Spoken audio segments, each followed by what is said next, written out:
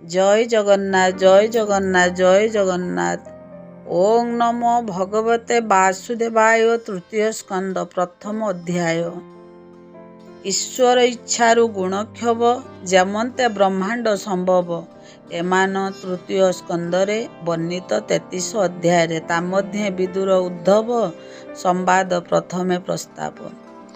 सौनक आदि मुनि गणे आनंदे सुत सनिधाने विदुर कथा मने चिंती विश्वास भावे पचारती। सौनक उवाच हे सुत तुम्बर वचन शुणी संतोष आंब मन।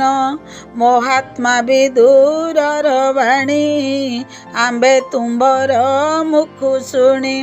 छाड़िलु भव बंध व्यथा विस्तारी कह तार कथा।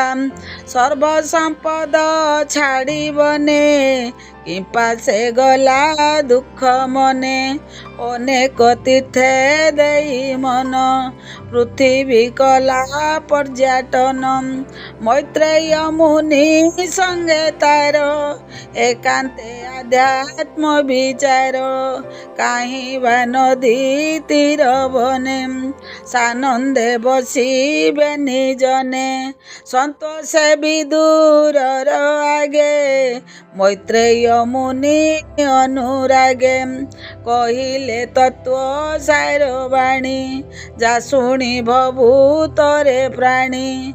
से कथा कह मुनिवर विदुर विष्णु भक्त सार।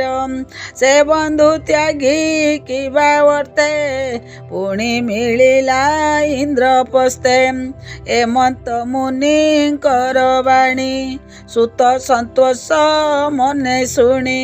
कहती सौनकଙ୍କ आगे कृष्णर भाव अनुरागे। सुत उवाच शुण हे मुनि गण तो से एकता सुख मुनि पासे।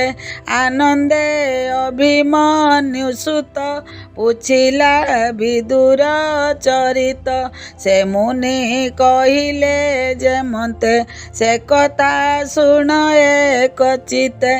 सुख बोलती भाव भरी शुण परीक्षा दंडधारी। श्री सुख उवाच से धृत राष्ट्र जेते बेले निष्ठुर हीन बुद्धि बले। अधर्मे धन से संचयी निज सूतंकु भोग देई। पंडु सूतंकु देखे बिने निंदई निष्ठुर वचने। बालके पितृहीन होई मातार संगे दुख सई। हस्तिनापुर तांक घरे बंचंती अति अव्यवहारे। ताहांक मरण इच्छई भीमकु विष लडु देई। जतुर घरे अग्नि देला से बेले गोविंद रखिला। पुणी सवार तले आनी पंच पांडवंकर मणि। केश आकर्षी बाहुबले विभत्स कला सभा तले। उच्च कुंकुम बहे उरे अधवदन अश्रुधारे। बधुर दुख से शुणिला पुत्र को बारण न कला। माया कपट पशा करी दूत खेलई धन हरी। छले हरिला तांक देश कानने द्वादश बरस। अज्ञाते अधिक बरसे विराट राज्ये मत्स्य देशे। तही बंचिले दुख सुखे कनक षण अतिरेके। पुणी मिलिले राज्ये आसी विश्वासे राजा पासे बसी। जीवन अर्थे किछि धन मागिले न देला रजन। पुणी कृष्णଙ୍କୁ କରି ଦୂତ ଗ୍ରାମ ମାଗିଲେ ପଣ୍ଡୁସୁତ କୃଷ୍ଣର ବୋଲ ସେ ନ କଲା ସୂଚି ଅଗ୍ରତେ ସେ ନ ଦେଲା କୃଷ୍ଣଙ୍କୁ କରି ଅପମାନ ଲୋଭେ ହୋଇଲା ହତ ଜ୍ଞାନ ବିଦୁର ଆଣି ଏକାନ୍ତରେ ବିଚାର କଲା ଅନ୍ତପୁରେ ପାଣ୍ଡବ ମାରି ନାନା ବ୍ୟକେ ରାଜା ହୋଇବି ସର୍ବରାଜ୍ୟେ ଶୁଣିବି ଦୂର କର ଯୋଡ଼ି ବୋଲଇ ରାଜା ପାଦେ ପଡ଼ି ଅସହ୍ୟ ଅପରାଧ ତୋର କେତେ ସହିଛି ଯୁଧିଷ୍ଠିର ତୁ ତାଙ୍କୁ ଅର୍ଦ୍ଧରାଜ୍ୟ ଦେଇ ପୁତ୍ରଙ୍କ ତୁଲେ ଭୁଞ୍ଜମୟୀ ନଇଲେ ସୁଖ ନାହିଁ ତୋର ସେ ବିଷ୍ଣୁ ତେଜେ ବଳିୟାର ଶ୍ରୀହରି ତାଙ୍କୁ ସଙ୍ଗେ ଘେନି ଉଶ୍ୱାସ କରିବେ ମେଦିନୀ ସେ ଭଗବାନ ଦଇତାରି ବେଦ ବ୍ରାହ୍ମଣ ସଙ୍ଗେ ଧରି ସେ ସୁଖ ଥାଇ ନିଜ ପୁରେ ପାଣ୍ଡବ ବଂଶ ପକ୍ଷ ଧରେ ଏ ପୁତ୍ର ଆସି ତୋର ପୁରୀ ବସିଲା ଦୋଷ ରୂପ ଧରି ତାଙ୍କୁ ତୁ ପୁତ୍ର ପ୍ରାୟ ମଣୁ କୁଶକୁଳ କୁଶଳ ନ ପ୍ରମାଣୁ ଶ୍ରୀକୃଷ୍ଣେ ଭକ୍ତି ନ କରି ତୁଇ ହୋଇଲୁ ହତ ଶିରୀ କୁଳ କୁଶଳେ ଯେବେ ମନ ତେଜେ ଅଶୁଭ ଦୁର୍ଯ୍ୟୋଧନ ହେମନ୍ତ ବିଦୁରର ବାଣୀ ସକ୍ରୋଧ ଦୁର୍ଯ୍ୟୋଧନ ଶୁଣି ସଙ୍ଗେ ଅଛନ୍ତି 3 ଜଣ କର୍ଣ୍ଣ ଶଙ୍କୁନି ଦୁଃଶାସନ ବୋଲଇ ସ୍ଫୁରିତ ଧରେ ଆକର୍ଷି ଦୁଃଶାସନ କରେ ଏ ଦାସୀ ପୁତ୍ର ମୋର ଘରେ ବସଇ ବାନ୍ଧବ ବ୍ୟବହାରେ ଏ ମୋର ନିତ୍ୟ ଅନ୍ନ ଖାଇ ପାଣ୍ଡୁ ପୁତ୍ରଙ୍କ ହିତେ ଥାଇ କୃଷ୍ଣଙ୍କୁ ଜ୍ଞାନୀ ବାଳେ ନିତ୍ୟ ମୋର ବିନାଶ ଚିତେ ଚିନ୍ତେ ହେମନ୍ତ କୁଟିଳ ଲୋକକୁ କେହ ବା ଡାକିଲା ଏଠାକୁ ହେମନ୍ତ ବୋଲି ବିଚାରିଲା କୋପେ ଅନେକ ଗାଳି ଦେଲା ଦଶ ନେକା ମୋଡ଼ି ଅଧର ବୋଲେ ଦଣ୍ଡାଇ କର ଦୂର ଏହାକୁ ଦଣ୍ଡ ହେନ ତୁଅ ରାଜ୍ୟ ବାହାର କରିଦିଅ ହେମନ୍ତେ ତାର ବାକ୍ୟ ଶୁଣି ବଜ୍ର ପଡ଼ିଲା ପ୍ରାୟ ମଣି ମରମ ଉଚ୍ଚାଟ ବଚନ ଶୁଣି ହୋଇଲା ହତ ଜ୍ଞାନ ଜ୍ୟେଷ୍ଠ ଭ୍ରାତାର ତୁଲେ ଥିଲା ରାଜା ହିଁ ଆଶ୍ୱାସନ କଲା ତକ୍ଷଣ ଉଠି ସେ ବିଦୁର ଚିତେ ଚିନ୍ତଇ ଚକ୍ରଧର ବିଷ୍ଣୁର ମାୟା ବିଚାରିଲା ତକ୍ଷଣେ ବନସ୍ତେ ପଶିଲା ସମ୍ପଦ ତୁଚ୍ଛ ପ୍ରାୟ ମଣି ମନେ ଚିନ୍ତଇ ଚକ୍ର ପାଣି ହସ୍ତିନା ନଗରୁ ବାହାର ତୀର୍ଥ ଗମନେ ଆଗୁସାର ମିଳିଲା ଯାଇ ଘୋର ବନେ ବ୍ରହ୍ମଇ ଋଷି ବିପ୍ରସ୍ଥାନେ ମନେ ଚିନ୍ତଇ ତୀର୍ଥ ଗତି ହରିବ କତ ଜହିଛନ୍ତି ନିରାଶ କରି ଆତ୍ମ ମନ ଗ୍ରାମ ପାଟଣା ଉପବନ ସୁପୁଣ୍ୟ ଗିରି କୁଞ୍ଜ ଦେଶେ ବ୍ରହ୍ମଇ ତୀର୍ଥ ବିଳାସେ ପୁଣ୍ୟ ସରିତ ପୁଣ୍ୟସର ନିରତେ ବ୍ରହ୍ମଇ ବିଦୁର ଅନନ୍ତ ଲିଙ୍ଗେ ସିଦ୍ଧ ଜଇଁ ଶୁଦ୍ଧ ପବିତ୍ର ପୁଣ୍ୟ ଭୂଇଁ হেমন্তে অবধূত বেশে বিদুর ব্রহ্মে পুণ্য দেশে হরিতোষণ ব্রত যেতে তপে তো সই অবিরতে হেমন্ত ଭାରତ ବରସେ କାଳେ ମିଳିଲା ସେ ପ୍ରଭାସେ ତହିଁ ଶୁଣିଲା ସାଧୁବାଣୀ ପାଣ୍ଡବେ କୁରୁ ବଳ ଜିଣି କୃଷ୍ଣ ସାରଥୀ ପଣେ ବରି ଅନେକ ଅଖୋଇଣି ମାରି ଗୋବିନ୍ଦ ଘେନି ତୀର୍ଥ ଜଳେ ମଙ୍ଗଳ ଶୁଭ ଅନୁକୂଳେ କରାଇ ଅଭିଷେକ ପୂଜା ଏକାଙ୍ଗ ଚକ୍ରେ କଲେ ରାଜା ସର୍ବେ ନସିଲେ କୁରୁ ବଳେ ଯେସନେ ବେଣୁ ଦାବାନଳେ କୁଟୁମ୍ବ ବଦେ ଶୋକ କରି ସୃଜନ ବାନ୍ଧବ ସୁମରି ମୌନ ହୋଇ ଅଶ୍ରୁ କଣ୍ଠେ ମିଳିଲା ସରସ୍ୱତୀ ତଟେ ଯାହାର ତୀରେ ଏକାଦଶ ତୀର୍ଥେବ ସନ୍ତି ଚାରି ପାଶ ତ୍ରିତଉ ସନାମ ନାମ ପୃଥୁ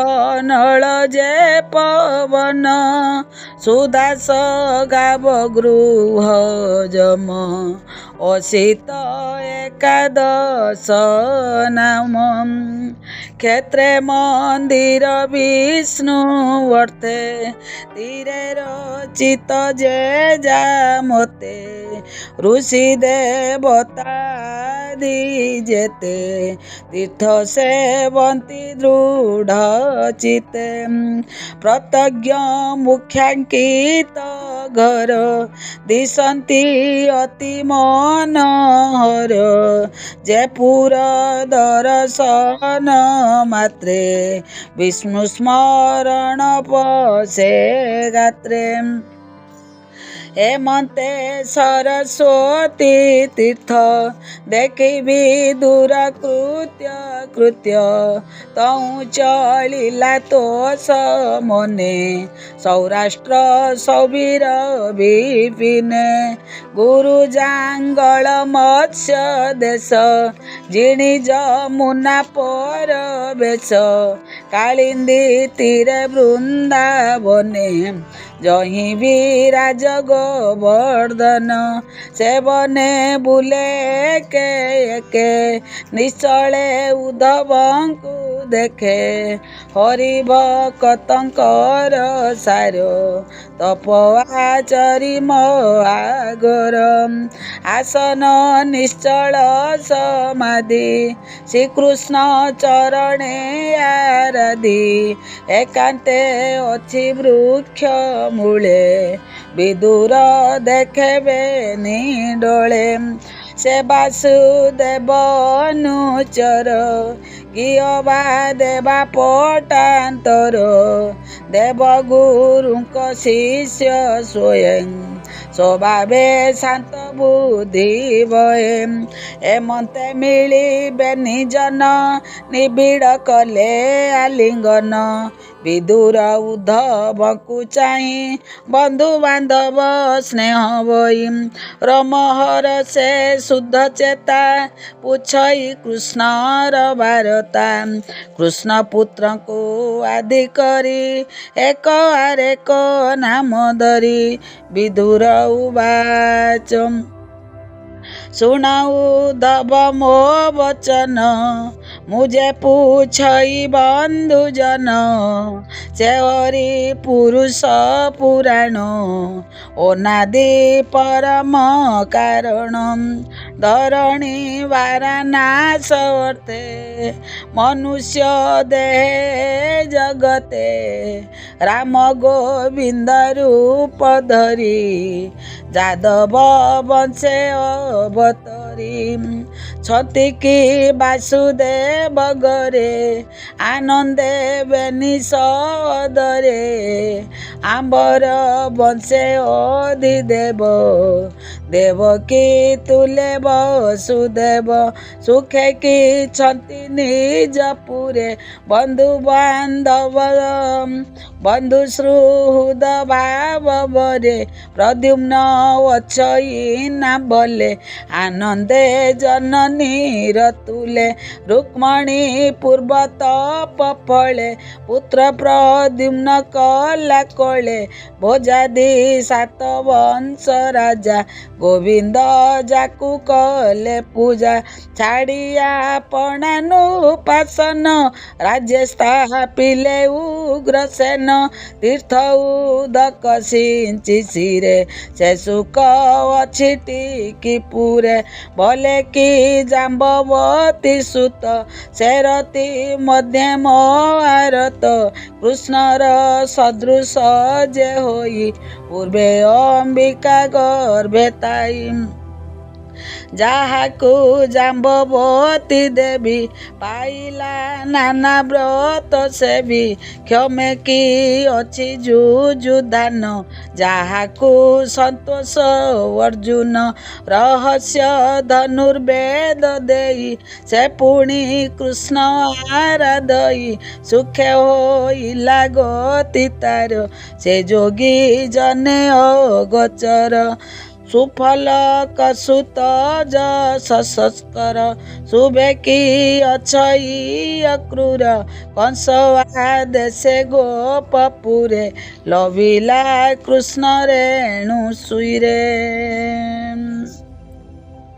ଭଲେ କି ଅଛଇ ଦେବକୀ ଯେ ଗର୍ଭେ ଧଇଲା ହରିଙ୍କି ଆପଣା ମନରଥ ବୋଧ ଭଲେ କି ଅଛି ଅନିରୁଦ୍ଧ ଯାର ମହିମା ଶବ୍ଦ ଧ୍ୱନି ତୁରୀୟ ତତ୍ଵ ସଙ୍ଗେ ମାନି ସତ୍ୟଭାମାର ସୁତ ଯେତେ ଭଲେ କି ଅଛନ୍ତି ସମସ୍ତେ ଗଦର କହ ଭଲ କଥା ସେ ଅନ୍ୟ ଯାଦବ ବାରତା ଏକାନ୍ତେ କୃଷ୍ଣର ପୟରେ ସେବନ୍ତୀ ସବୁ ପରକାରେ ଧର୍ମେ କି ଅଛି ଯୁଧିଷ୍ଠିର ଯେ ଧର୍ମ ରଖିଲା ସଂସାର ଯାହାର ବାହୁ ପ୍ରାୟ ହୋଇ କୃଷ୍ଣ ଅର୍ଜୁନ ବେନିତାଇ ଭୀମର କହ ଭଲ କଥା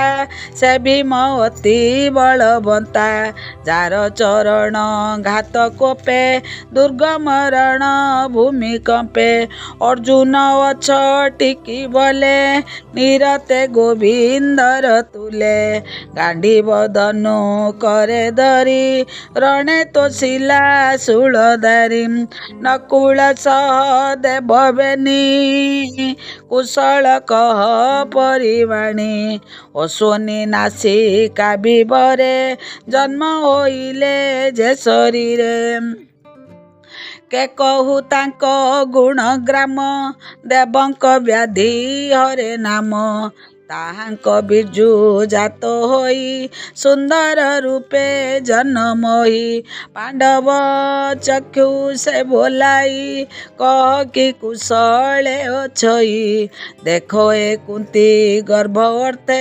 ସ୍ୱାମୀଙ୍କୁ ଚିନ୍ତେ ଅବିରତେ ଯା ନାମ ଚୌଦିଗେ ଶୁଭେ ସେ ସ୍ୱାମୀ ବିନୁ ସୁତ ଲୋଭେ ତାହାଙ୍କୁ ଛାଡ଼ି ଭୋଗ ବିନେ ରହିଲା ପୁତ୍ର ସ୍ନେହ ମନେ ଶୁଣାଉ ଦବ ସାଧୁ ଧୀର ଧୃତରାଷ୍ଟ୍ରର ଯେ ବ୍ୟବହାର ସେ ପିତୃହୀନ ପଞ୍ଚପୁତ୍ରେ ତାର ମରଣ ଚିତେ ଚିନ୍ତେ ପୁତ୍ରଙ୍କ ତୁଲେ ତା ବିଚାର ମୁଁ ପ୍ରିୟ ସୁହୃଦ ତାହାର ପୁରୁବାର କରିଦେଲା ଚିତେ ତା ଦୟା ନ ବସିଲା ଏଣୁ ପଡ଼ିବ ତମ ଘୋର ଜୀବନେ ଚିନ୍ତା ତାଙ୍କୁ ମୋର ସେ କୃଷ୍ଣ ପରମ ମଙ୍ଗଳ ଆନନ୍ଦ ମାନଙ୍କର ମୂଳ ସେହରି ମନୁଷ୍ୟ ଶରୀରେ ସାକ୍ଷାତ ସଂସାରେ ବିହରେ ତାର ପ୍ରସାଦୁତା ମହାତ୍ମ୍ୟ ଜାଣି ଛାଡ଼ିଲି ସର୍ବବ୍ରହ୍ମ ତାର ଚରଣ ଧ୍ୟାନ କରି ମୁଁ ଏବେ ଆନନ୍ଦେ ବିହରି ଦେଖଉ ଦବତା ମହିମା କେ କହିପାରେ ଗୁଣ ସୀମା ଯେ ଯେତେ ଥିଲେ ମହିପାଳେ ଅନେକ ଖୋଇଣି ମେଳେ ତାହାଙ୍କୁ ମାୟାରେ ସଙ୍ଗରି ହେଳେ ତ୍ରିଭୁବନ ଉଦରି ପ୍ରସନ୍ନ ଜନ ଦୁଃଖ ନାଶ ଅର୍ଥେ କ୍ଷଣକେ ପିତବାସ ପାରନ୍ତି କୁରୁଙ୍କୁ ସଂଗାରି